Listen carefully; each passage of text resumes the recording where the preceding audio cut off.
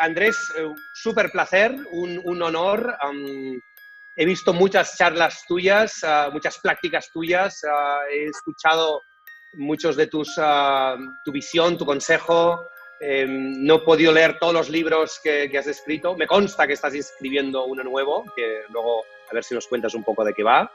Y bueno, como esto va de felicidad, a mí me gustaría pues empezar preguntándote cómo estás, pero sobre todo cómo estás en términos de felicidad. O sea, estamos en un momento muy singular de la historia y en este momento único y complicado, ¿cómo está Andrés Roemer? ¿Qué feliz o cuánto feliz está ahora mismo Andrés? Bueno, primero y antes que nada, muchísimas gracias. Es un honor además que tener el gusto de dialogar contigo y más que una entrevista, espero que sea un diálogo, porque igual, por lo que me han dicho, etcétera, pues me va a encantar también escuchar tu punto de vista y que esto sea más bien un diálogo. Yo creo que va a ser mucho más enriquecedor para todos. Para poderte decir qué tal estoy en términos de felicidad, habría que definir qué es eso. De entrada, yo he estado, entre otros temas, involucrado con lo que es la felicidad porque me apasionan las cosas que no se pueden comprar y vender en el mercado. Yo no me he dedicado en los últimos años a cómo establecer el precio de una botella de vino que compras en España, sino de si pudieras cambiar 2 kilos de ternura por uno de amor. Siempre me han interesado estos temas de emociones. De hecho, tengo un libro de felicidad y alguna conclusión y la remito por tu pregunta. Una de las conclusiones más interesantes es que las felicidades no se pueden comparar. Si yo a ti te pregunto, ¿y qué tan feliz estás? Y tú me dices, no, pues es que yo estoy de felicidad de 0 a 10, 8. No sé lo que signifique para ti el 10 ni para mí. De hecho, la utilidad de la felicidad es como la del amor. Cuando estás con una pareja y le dices, pues yo te amo más que tú a mí. No, pues yo te amo más 1, pues yo te amo más infinito. El amor, la felicidad son términos muy subjetivos donde no los puedes comparar, donde son muy difíciles de medir además entre promedios y totales. Te voy a decir ejemplos muy breves, aunque no quiero caer en esto, porque es muy importante para la política pública. Hubo una época donde gente como Benjamin Jeremías y Stuart Mill te decían, oye, ¿por qué no utilizamos que una política pública maximice el nivel de felicidad de la gente o de utilidad? Y empezaron a encontrarse con 4 problemas que tienen que ver con tu pregunta. La primera es, ¿me preocupa la felicidad total o la promedio? Si el 50% de la gente más pobre de Bangladesh le quitamos la vida, el 50% restante va a ser mucho más feliz porque va a tener más recursos, dado de los 50% que se fueron. ¿Me preocupa el total de la gente o el promedio de la gente? 2, también puede ser monstruoso esto de comparar qué tan feliz estás, porque ¿qué pasa, como diría Dworkin, si yo y mis hermanos nos preocupáramos por quitar la vida? Ya no existe, es un ejemplo, es un supuesto, a nuestra abuela, que tiene muy pocos años de felicidad, y nos quedamos con su herencia porque somos mucho más jóvenes que ella. Esto es muy relevante por los dilemas que ahorita están viviendo en el coronavirus. ¿Quién pierde y quién gana con la felicidad cuando se define de a quién se le da un ventilador? Es decir, no son preguntas tan hipotéticas al aire. Por el otro lado, también, ¿qué tanto podemos medir cuando tomamos una decisión la felicidad de futuras generaciones? En pocas palabras, si yo comparo mi sentido de plenitud, porque vamos a definir como felicidad, ¿qué es lo que he logrado y qué es lo que realmente he aspirado? Imagínate que yo aspiro ahora, en estos momentos de mi vida, a escribir 5 libros, a tener salud, a estar con mis hijos, a conectarme, etcétera. Y ya he logrado una tercera parte de ello. Te podría decir, siguiendo un cociente de John Locke, pues soy un poco más feliz o menos feliz. Lo que sí te puedo compartir, para ser un poco más exacto, es que el sentido de profundidad de propósito, de plenitud, de sentirme vulnerable, frágil, de entender lo que era la resiliencia, que son temas que yo correlaciono mucho con felicidad, así como los temas de incertidumbre, miedo, dolor, tristeza, ausencia, que también tienen que ver con la ausencia de felicidad, están viviendo cambios dramáticos. Sí te puedo compartir que en esta época donde el tiempo se detiene, y hacemos un paréntesis, he encontrado placeres y emociones que me dan mucha felicidad que nunca había vivido, que es un reencuentro muy fuerte conmigo y que paradójicamente he vivido una confrontación contra la muerte y un miedo con el dolor que me generan una desutilidad o felicidad enorme. Perdón que haya sido tan amplio para contestarte una pregunta, pero es un tema complejo y entendiendo tus intereses y los del público, me gustaría, porque no creo que hay, como dicen los norteamericanos, un shortcut to happiness, una fórmula para hablar de esto tan rápido. Estoy viviendo extremos, bipolares. No sé tú cómo lo estés viviendo. Mira, qué interesante este concepto, sobre todo de que la felicidad, como la mayoría de las mejores cosas que tiene la vida, no se pueden comprar o son invisibles incluso, ¿no? Mira, pues yo particularmente he pasado los últimos días por un vaivén de emociones muy significativo. Hace unos días a mi padre se le diagnosticó coronavirus, lo tuvieron que ingresar. Estuvo una semana en el hospital. Fue una situación, además, porque este virus es muy cruel. O sea, estás ahí, que es una lotería cuando entra un familiar tuyo en el hospital y puede salir cara, puede salir cruz. Tienes una breve información de un doctor muy amable, por cierto, pero una vez al día sabes si tu padre sigue vivo o no. Y fue como muy angustioso este proceso. Por suerte, en mi caso, mi padre pues ha superado, muy valiente el hombre. Me da gusto. Un abrazo, gracias, Andrés. Superó el coronavirus. Estoy ahora en su casa, de hecho lo estoy cuidando desde hace 2 semanas que nos han obligado a un aislamiento.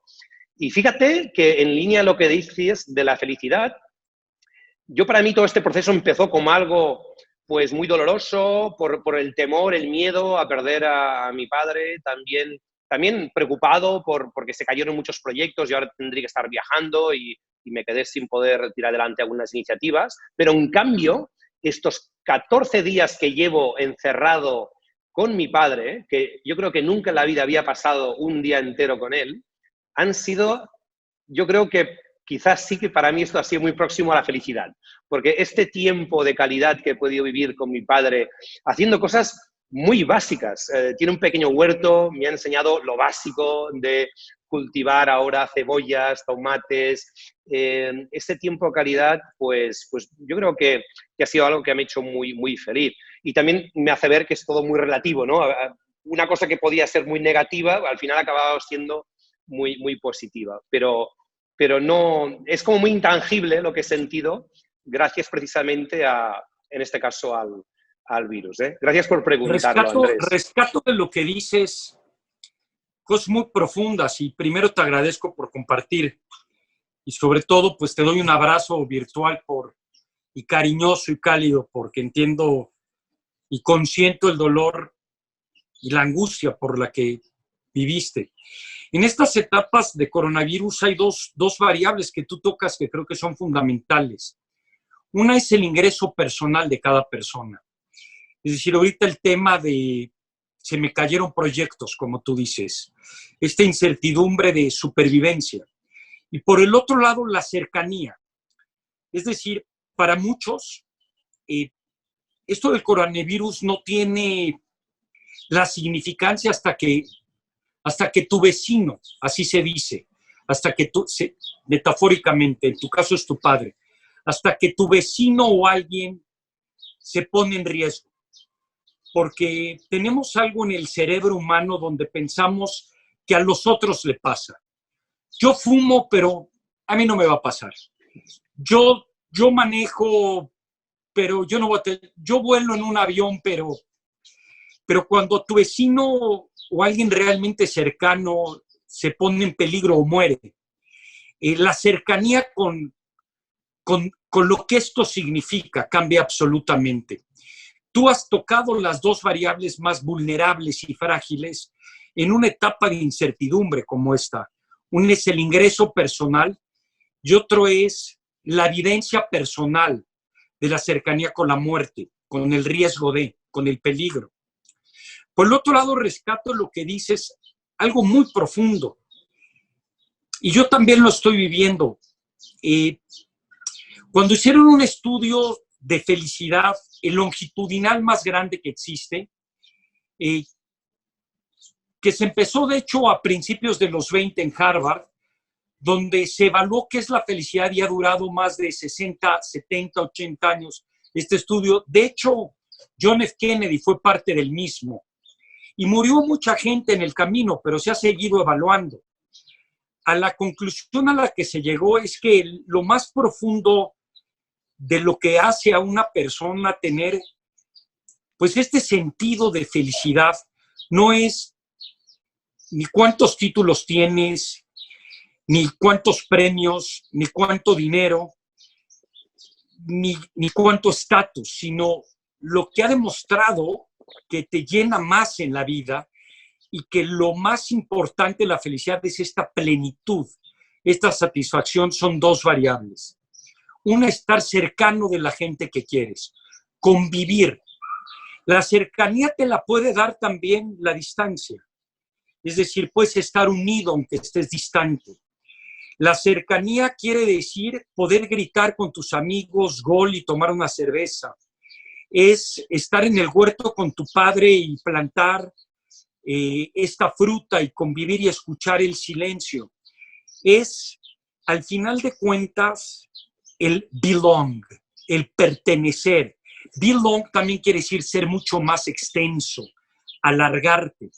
Entonces, de alguna manera, lo que tú estás viviendo es lo que lo prueba. No es cuánto dinero has logrado, pero si no tienes suficiente dinero para poder sobrevivir, sí puedes ser profundamente infeliz. Con base en ello, quiero recomendarle a todo el público que nos ve, que nos escucha, un gran documental que también es de los documentales más, en términos de historia, con más tiempo. Se llama The 7-Up Series. ¿Lo has visto? No. Graban a niños en Inglaterra de 7 años y les preguntan qué quieren ser de grandes. Son 14 niños. Con autorización de los padres, los vuelven a entrevistar a los 14 años. Cuando tienen 18, ellos firman y dicen, soy mayor de edad, quiero seguir siendo parte de este importante proyecto. A los 21, a los 28, a los 35, a los 42, a los 49, a los 56. Los volverán a entrevistar a los 63, ahorita tienen como 58 años. Es un estudio longitudinal sobre el sentido de la vida, donde cuando estás viendo al señor, señora de 56 años, te remite a lo que dijo a los 7, a los 14, a los 21. Y la conclusión a la que llega es lo mismo. Estos momentos tan intensos son realmente los que le dan un sentido a la vida. Desafortunada o afortunadamente, también tocan el tema de hacerte consciente de algo que no hemos negado por natura humana, de que la muerte es muy lejana. Entonces aprecias más entre el momento en el que naces y en el que te mueres. Valoras mucho más. Cuando regresemos a la normalidad, que podemos hablar de eso después, vamos a tener un hambre de abrazarnos, un hambre de reinventarnos, un hambre de apreciar una buena botella de vino, un hambre de comernos al mundo, de desdoblarnos, de llenarnos de contenido, de valor cada instante infinito del existir. Yo, como tú, y con esto te paso la palabra, he tenido la oportunidad, sé que te va a sonar extraño, pero yo no he estado acostumbrado en todo lo que me acuerdo de mi existencia de comer más de 2 veces a la semana en tu casa. Yo soy pata alegre, como decimos, perro callejero. Me la vivo siempre afuera, me la vivía aún con mi familia. Y la palabra stay home, quédate en tu hogar, porque te da seguridad. Y la palabra seguridad tiene la raíz indoeuropea de paz, el poder estar con los tuyos, el estar en tu cueva, en protegerte, en convivir de la parte en la cocina, en el hogareño. Me ha dado un sabor que yo nunca había jamás probado. Entonces, como tú, esta cercanía con mis hijos y con mi esposa le ha dado un sentido a mi vida, vamos a decirlo así, de enorme felicidad. Qué bien. De hecho, recuerdo en una de tus charlas que hablabas mucho de la convivencia como uno de los factores fundamentales para ser feliz, sino casi que el más importante, ¿no? El vivir la vida con los tuyos y con las personas que amas. Qué bien que lo hayas Sí, podido disfrutar, Andrés. Mira, es han el salido estudio cosas... de Harvard, además está probado. Correcto, correcto. Gracias por las referencias de la serie documental y han salido cosas muy interesantes de esta intervención última. A ver, has comentado varias cosas que me gustaría profundizar un poco más. Por un lado, esta idea de que a partir de un límite, entiendo, mínimo en el que cubres tus necesidades básicas, $1 más o un peso más no te hace, o €1 más no te hace más feliz, ¿no? Por lo tanto, yo creo que estas son buenas noticias de cara a este futuro incierto que viene, pero que lo que es cierto es que va a haber una gran crisis. Por lo menos nos alivias pensando en que la pasaremos mal, seguramente todos, pero quizá la felicidad no dependerá tanto de nuestros ingresos económicos, ¿no? Depende, la gente que tenga, Xavi, perdón que te interrumpa, Sí, por la favor. gente que no tenga un nivel económico para... En Estados Unidos el estudio es como $63,000 anuales, que no tienes para pagar la educación de tus hijos, el hospital, etcétera. Tu propia manera de modus vivendi y de sobrevivencia y supervivencia, el tema de la felicidad es muy grave, es muy serio. Arriba de ello hay gente billonaria muy infeliz. Es decir, la gente y estudios de que se saca la lotería, no sé si así se diga en España, este premio, ¿sí se la lotería? Sí. Igual. Te das cuenta que muchos se la sacan y 7 meses después su nivel de felicidad es muy parecido a 7 meses antes. Es decir, no necesariamente por tener más recursos, después de este límite del que hablamos, te hace más feliz. Sin embargo, mira qué interesante. Si tú pensaste mucho tiempo y te imaginaste, oye, ¿qué haría si me saco la lotería? Y jugaste con ese ejercicio mucho tiempo, te dura mucho más el sentido de la felicidad. Por supuesto que el dinero es un juego muy raro en el término de la felicidad porque se traduce en otras cosas. No es lo mismo decir, ahorita tengo un título, el dinero se puede traducir en muchos bienes, en estatus, en poder. Pero te voy a dar un ejemplo y te hago una pregunta. ¿Tú cómo crees que serías más feliz? Si tienes 10 millones de euros y todo el mundo con el que te rodeas tiene 1 millón de euros, o escenario 2, tienes 100 millones de euros, pero todo el mundo que te rodea tiene 1,000 millones de euros. Te pregunto.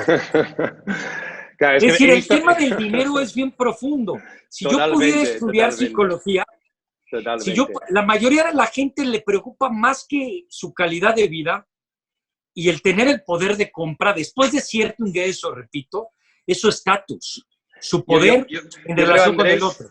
Yo creo que, Andrés, que aparte de los doctorados y carreras universitarias que tienes, el de psicología te lo tienen que otorgar de alguna manera, porque yo creo que es de las personas que conozco que sabe más de algo muy difícil, que es cómo funciona el cerebro humano, ¿no? Y yo recomiendo a todas las personas que nos están siguiendo ahora que busquen en Internet las charlas de Andrés con sus experimentos muy ilustrativos que nos demuestran cómo funciona nuestro cerebro y cómo nos autoengañamos, ¿no? También, sobre todo en términos económicos. A ver, una cosa que has hablado mucho del futuro incierto, que realmente es preocupante, pero me gustaría ir un poco más allá, porque también me consta que estás muy vinculado a la Singularity University y como profesor y como persona que has estado muy en contacto con ellos. Claro, por lo tanto, sabiendo que viene un futuro primero incierto, pero además donde van a aparecer tecnologías que van a provocar grandes cambios, yo soy un gran defensor como emprendedor de base tecnológica de que el buen uso de la tecnología te acaba llevando siempre una mejor calidad de vida. O sea, durante el cambio hay colectivos que sufren, pero a la larga siempre la calidad de vida es bastante mejor, ¿no? Esto lo defiende, por ejemplo, mucho Peter Diamandis, que debes conocer muy bien. Pero en términos de felicidad, Andrés, o sea, ¿vamos a ser más felices en el futuro? O sea, después de los aprendizajes de esta gran crisis, después de la construcción de este nuevo mundo que entre todos tenemos que construir y que entiendo que tú vas a colaborar de una manera muy intensa y directa con, espero, la nueva edición de Ciudad de las Ideas. Espero que se pueda realizar, si no me consta mal, va a ir sobre este tema, ¿no? De reinventar este nuevo mundo. ¿Esto nos va a llevar más felicidad? ¿Cómo te estás imaginando este mundo nuevo en términos de felicidad? De nuevo, es una pregunta que no tengo la respuesta y que va a depender de cada persona y de la circunstancia y el contexto. Coincido contigo en algún sentido, no en todo, de que la tecnología por lo general puede ser una gran aliada. A mí me preguntaban si me preocupa la inteligencia artificial y me preocupa más bien la estupidez humana a veces. Porque por supuesto que las tecnologías no son neutrales. Muchas tecnologías de grandes avances, como son las grandes corporaciones de Facebook, Twitter, Instagram, etcétera, muchas veces nos utilizan a nosotros, los humanos, como algoritmos y nos han dado mucho, pero también nos han hecho adictos y nos han manipulado de enormes cosas. Entiendo perfectamente bien lo que dice Peter Diamandis y de que en muchos sentidos, de manera disruptiva, nos dan un gran tiempo, sobre todo al ocio, y el ocio es un bien.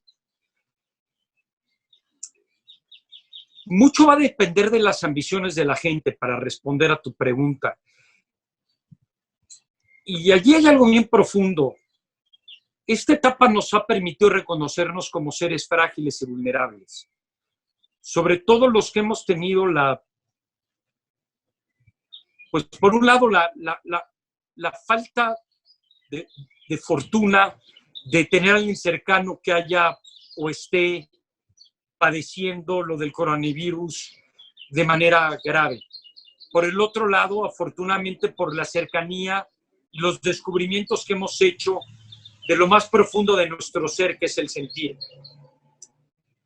Entonces, hay gente que va a ver, que no va a ver, el nuevo normal nunca va a ser el normal anterior para bien, porque vamos a valorar muchas cosas que antes, la mayoría de la gente que antes no valorábamos, que no tienen nada que ver con lo material. Perdón, es que se nos pierde un poco la señal porque estoy recibiendo llamadas, pero que tiene que ver con lo más sencillo y lo más profundo. Me repito con esta fórmula de John Locke. Imagínate que tú aspiras a mucho y no sé qué logres de ello. ¿Y con quién te compares? No, pues yo aspiro a ser presidente de Estados Unidos, mi apellido Obama, soy afroamericano, tengo ascendencia musulmana. Las probabilidades de que llegue a ser presidente son muy bajas. Pero ahora ponte en el escenario de que alguien dice, no, yo lo que aspiro en la vida es poder comer un sándwich de crema de cacahuate, y estoy haciendo el absurdo, ¿no? Y mermelada.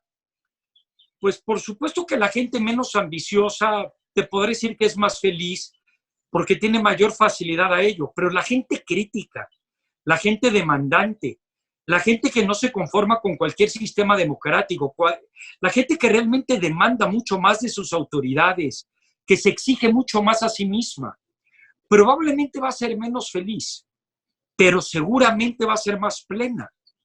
Es decir, no sé si el fin en la vida sea la felicidad. No es en mi caso. En mi caso hablo mucho más y me interesa mucho más la plenitud. Hay gente que con el alcohol o creyendo en diferentes deidades o, o simplemente leyendo el horóscopo cada día, puede creerse muy feliz, pero no sé si eso les dé la plenitud. Hay un gran filósofo que ya murió, que se llamaba Robert Nozick, que tuve el honor de tomar una clase con él, 2 clases con él en Harvard, y este hombre en el 73, un experimento tipo de Matrix que decía, imagínate que te podemos conectar, Chay, aquí, te voy a conectar y voy a prender un switch con los nodos que tengo en tu cerebro donde vas a vivir una verdad virtual y vas a ser muy feliz todo el tiempo. ¿Quién se atrevería a hacerlo? La mayoría de la gente respondió, no, yo no. Yo no quisiera, prefiero sufrir y entender que en esta vida siempre van a haber obstáculos y van a haber contradicciones. Son como estos juegos de videojuegos que ya pasaste uno y ya viene el otro. Y entender que esa es la vida. O el escenario donde es que no hay miedo porque el miedo es una esperanza del dolor y no va a haber dolor. Al final de cuentas, la mayoría de la gente te dice, no, yo quiero la vida real y no la vida virtual. Sin embargo, aunque decimos eso, nos conectamos constantemente a la vida virtual. ¿Cuántas horas estamos en el Instagram, en el Twitter? ¿Cuánta gente se la pasa escapándose, tomando alcohol o fumando o cualquier tipo de consumo que no le permite estar 100% en su conciencia? ¿Cuántos de nosotros nos escapamos de ese mundo de los nodos, aunque decimos que no? Entonces, regresando a tu pregunta, no sé la respuesta. No sé si vamos a ser más felices, pero yo sí creo que esto nos da una gran oportunidad a reconocernos como frágiles y eso nos va a permitir a muchos reencontrar la resiliencia y apreciar cada instante infinito de nuestro existir de una manera mucho más plena. Y con base en ello, con base en los que no se encuentran en una circunstancia de sobrevivencia, porque el golpe económico de esto no tiene precedente desde 1929. Y te reitero, el no tener que comer y el tener una preocupación tan difícil económica, en el futuro cercano, para mucha gente, el dolor a la supervivencia va a ser muy grave.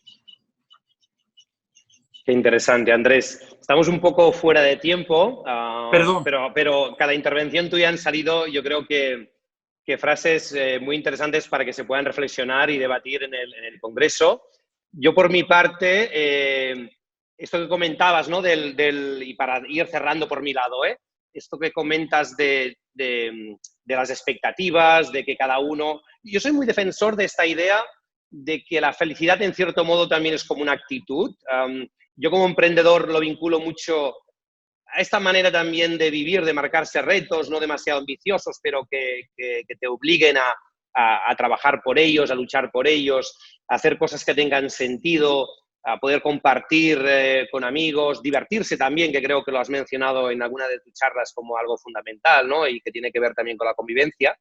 Y me gustaría añadir algo que para mí es fundamental y que tiene que ver mucho con lo que he visto que hacen y que es muy característico de las personas más felices que yo he conocido en mi vida, o por lo menos las que me han contagiado a mí de más actitud positiva, que es agradecer. Yo creo que es fundamental también saber valorar lo que uno tiene independientemente de lo que tenga, porque pues ahora a todos nos van a cambiar las circunstancias con esta crisis, pero este casi arte de saber apreciar lo que tienes o lo que logras y agradecer al que te ayuda, yo creo que es fundamental. En España, como sabrás, estamos viviendo una situación muy dura con este momento de muchas muertes al día, pero hay un gran agradecimiento colectivo y yo creo que se está volviendo a eso tan esencial del agradecimiento. En ese sentido, yo quiero agradecerte muchísimo, muchísimo, Andrés, estos ejemplos tan ilustrativos y estas frases que nos has lanzado para reflexionar. Y me quedo sobre todo con una que para mí es fundamental, porque si para Aristóteles el objetivo o propósito principal del ser humano era la felicidad, para Andrés Roemer, que yo creo que debería ser doctorado, insisto, en filosofía en este Congreso Internacional de la Felicidad, para él es la plenitud, la plenitud. Me quedo con esto. Andrés, desde aquí, desde España, un abrazo muy pleno y que seas muy, muy feliz y que tengas mucha salud tú y tus seres queridos. Gracias, Andrés. Igualmente, la gratitud es para ti. Muchas gracias por este espacio y pronto nos veremos en el Congreso y espero que toda la gente que nos escuche se lleve algo que los haga más plenos. Muchas gracias. Saludos.